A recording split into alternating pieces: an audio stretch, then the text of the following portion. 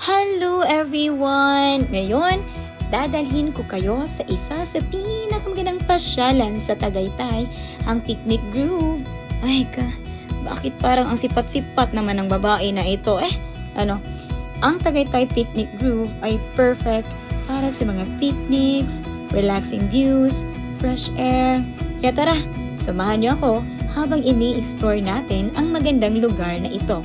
Pero bago na muna yan, ayan, mapipicture muna kami ng team namin. So, tarang! Here's our picture. Okay. Ang Tagaytay Picnic Grove ay isang 13 hektarya na recreational park at isa sa pinaka-iconic na tourist spots ng Tagaytay City. Makakabili ka rin dyan ng mga souvenirs.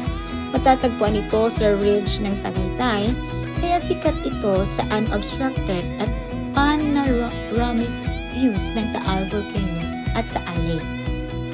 Itinayo ito mula 1956 hanggang 1964 para mas mapromote pa ang Tagaytay bilang top tourist destination at hanggang ngayon, paborito pa rin itong puntahan ng mga families at barkada na gustong mag-enjoy sa malamig na klima at of course, budget-friendly na activities.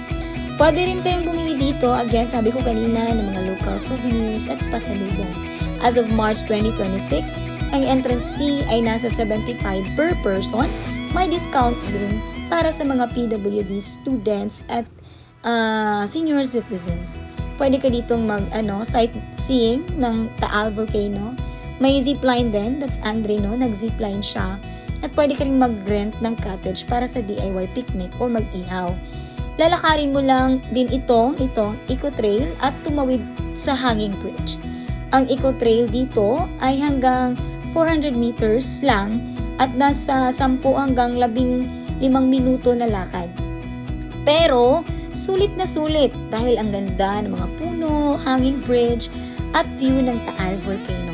Marami ring couples ang nagpiprenup dito dahil syempre sobrang romantic ng view. Ang 400 meters na eco-trail na aming nilalakad ay very relaxing.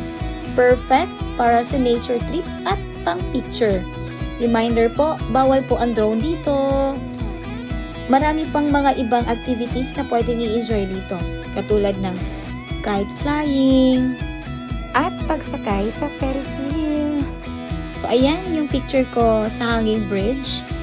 And habang talaga ikaw ay naglalakad, wala kang iba makikita sa right side mo, kundi ang napakagandang lake at Taal Volcano na para bang sa postcard ko lang talaga ito nakikita habang ako ay nag-aaral doon ako elementary pa. Ngunit ngayon ay nakikita ko na sa aking mga mata. Napaka-dramatic naman, no? So, ayun, mag-enjoy ka rin sa horseback riding. Hi mga kabayo, kumusta kayo? Year of the Horse ngayon. So, at syempre, mga dating din. Wala, hindi kasali ang dating. Yan, parang napapagod sila. Wala kasing ka-date. Ay, syempre, Tagaytay is calling everyone. Calling talaga. Tara na at huwag kalimutan bisitahin ang Tagaytay Picnic Grove. Bye!